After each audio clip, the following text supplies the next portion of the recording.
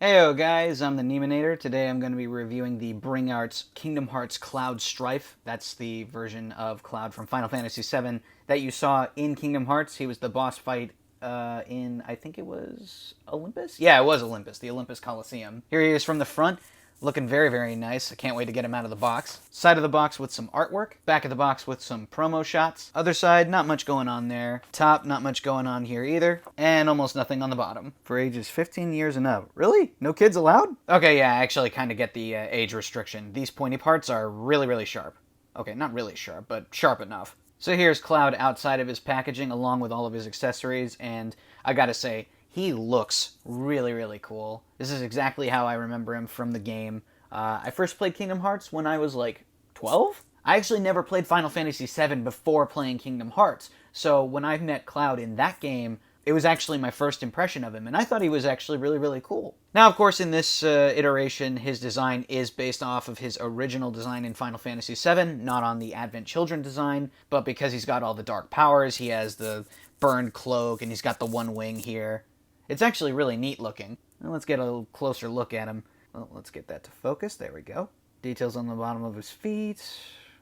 A lot of shading detail on the wing and on the cape here. Looks very, very nice. The only part that looks kind of bland is his hair. Yeah, it's all just solid yellow. I don't know. No, there's a little shading. It's minimal. It's hard to see, but it's there. And if you can actually move this down just a little bit to get more of his face. And yeah, he's actually looking a little baby-faced here, which is fine. It is Kingdom Hearts after all. Here's the Buster Sword, looking very, very cool. Got some very malleable plastic down here where the ribbon ends. Or is it bandages? I'll just say ribbon. Loving the shiny paint on the hilt here. Handle looks great. There's a lot of details. There's a minimal amount of smudging on the paint here where the ribbons are. But, I mean, it doesn't look that bad, especially from afar. Let's get a closer look at some of the other hand accessories.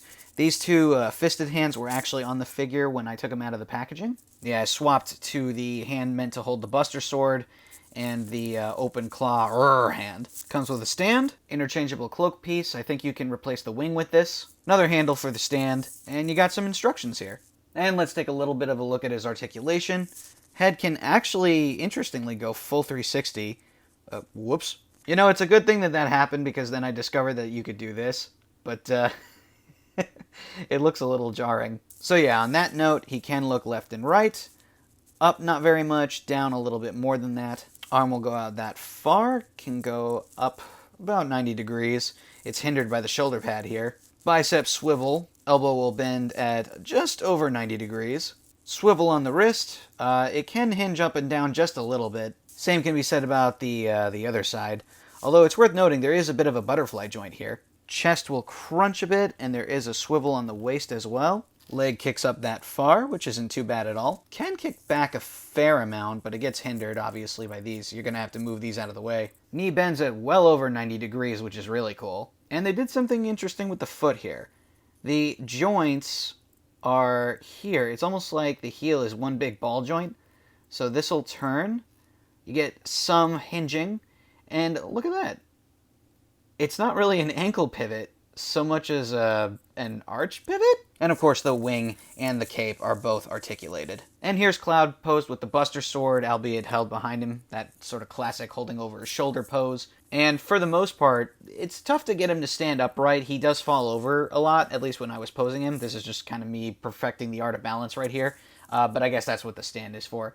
So with a little finessing, you can get him standing without the stand. There we go. That's looking a little more dynamic. And here's Cloud posed next to some other Kingdom Hearts figures. We've got SH Figuarts Sora, Donald, Goofy, and I gotta say, I think they stand pretty well in scale together. You know, Cloud kind of towers over the others when you meet him. It's part of what made him so intimidating, at least to me when I first met him. So I gotta say, I really like this figure a lot. It's really cool. It looks just like how he does in the game. And I will say, in terms of posability, it's not the best because of how limited the shoulders are, but the legs kind of make up for it. You can get him into some really cool dynamic poses. I like that the cloak and the wing are posable. And just aesthetically, he looks really, really nice. There's just a lot of paint detail and a lot of sculpt detail going on with the figure.